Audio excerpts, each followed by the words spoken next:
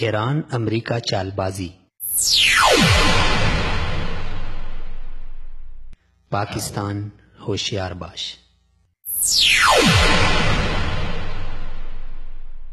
افغانستان کے حالات دن بدن امریکہ اور اتحادیوں کے کنٹرول سے باہر ہو رہے ہیں۔ آئے دن طالبان کی گرفت افغانستان پر مزید مستحکم ہوتی جا رہی ہے،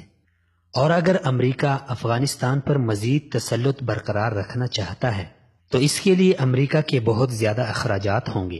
جبکہ امریکہ کے اندرونی حالات مزید ان اخراجات کے متحمل نہیں ہو سکتے۔ اس لیے امریکہ ہر حال میں نکلنا چاہتا ہے، اور افغانستان میں اپنی قوت کو بچانے کے لیے امریکہ بھارت سے مدد مانگ رہا ہے، جس کی واضح مثال افغان کمانڈوز کو کشمیر میں برسر پیکار رہنے والے بھارتی افیسرز کا افغان اسپیشل فورسز کو گوریلا جنگ لڑنے کے گر سکھانا، اور افغان کمانڈوز کو آنے والے طالبان حملوں کی گوریلا لڑائی کے لیے تیار کرنا ہے۔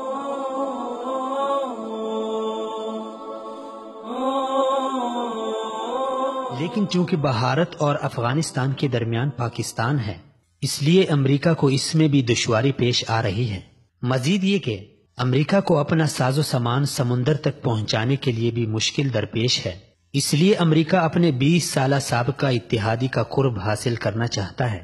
جبکہ دیگر ملکوں میں شیعہ حکومتیں قائم کر کے بھی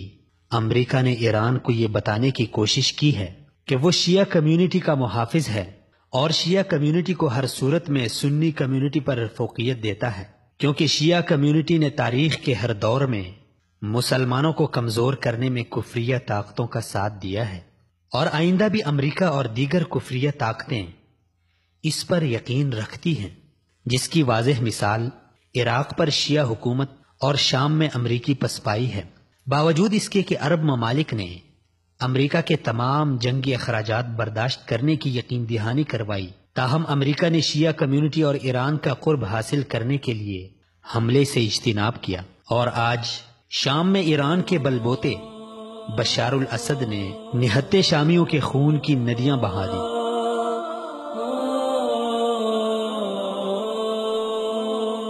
عرب ملکوں میں آنے والے جہادی اور سیاسی انقلاب نے بھی امریکہ کو پریشان کر کے رکھ دیا ہے، اور اسے اپنی قوت اور مفادات بچانے کے لیے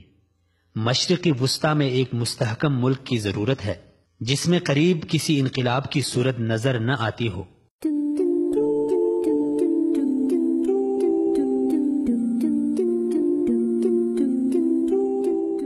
اور وہ ایرانی امپائر کے علاوہ کوئی نہیں ہے۔ تو جس طرح امریکی مجبوریاں ہیں کہ وہ ایرانی حکومت کے ساتھ اپنے تعلقات مستحکم کرے، اسی طرح ایران کو بھی اپنے شیطانی کھیل چلانے کے لیے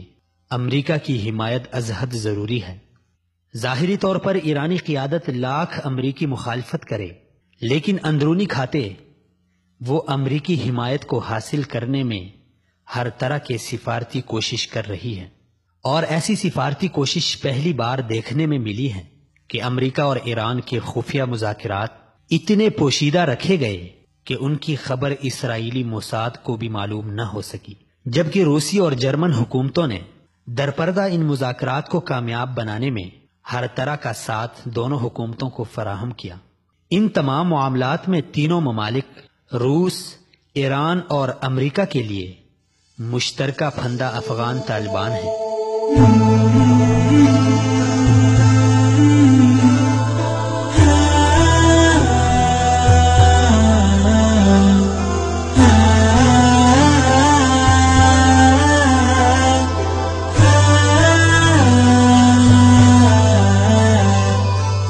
کیونکہ افغان طالبان نے امریکی فورسز کو وہ ذلت آمیز شکست دی ہے کہ اب یہ اس امر سے خائف ہیں کہ آنے والے دنوں میں طالبان وہ طاقت حاصل کرنے جا رہے ہیں جو تینوں ملکوں کے مفادات کے سخت خلاف ہے، اور اگر طالبان نے افغانستان کا کنٹرول سنبھال لیا تو اس کے باعث دنیا میں بہت زیادہ سیاسی تبدیلیاں رونما ہوں گی، اور ان تبدیلیوں کی زد میں تینوں ممالک کو بہت زیادہ نقصان ہوگا، کیونکہ گزشتہ طالبان کے دور حکومت میں ایران نے طالبان کے مخالفین کو بہت مالی اور فوجی طاقت دی۔ یہ سارے عوامل ایران امریکہ مفادات کی عکاسی کرتے ہوئے ہمیں اس جانب سے سوچنے پر مجبور کرتے ہیں کہ ایران امریکہ کی گزشتہ کئی برسوں کی تو میں اب ختم ہو چکی ہے اور دونوں ممالک مل کر اپنے مفادات کے لیے متحد ہو چکے ہیں۔ آنے والے ماہ و سال میں اس کے مزید خد و خال سامنے آ جائیں گے۔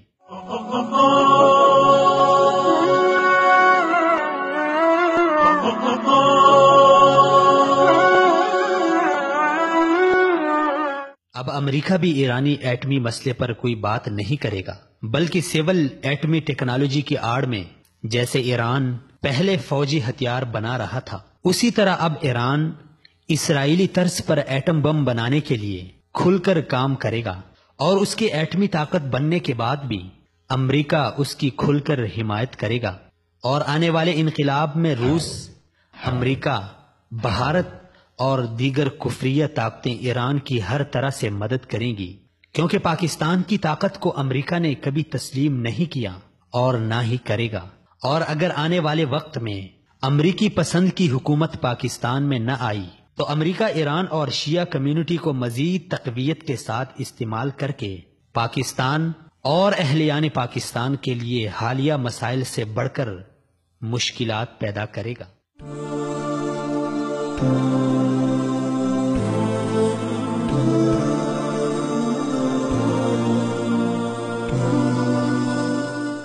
جیسا کہ آج کل پاکستان میں رہنے والے اہل تشیع کی ایران کھلم کھلا حمایت کرتا ہے اور ان کو ہر طرح کی مالی اور افرادی قوت فراہم کرتا ہے، یہ سب ایران امریکہ کی چال بازی ہے۔ اس لیے اہلیان پاکستان اور حکمرانان پاکستان کو چاہیے کہ ہمہ وقت ہوشیار باش۔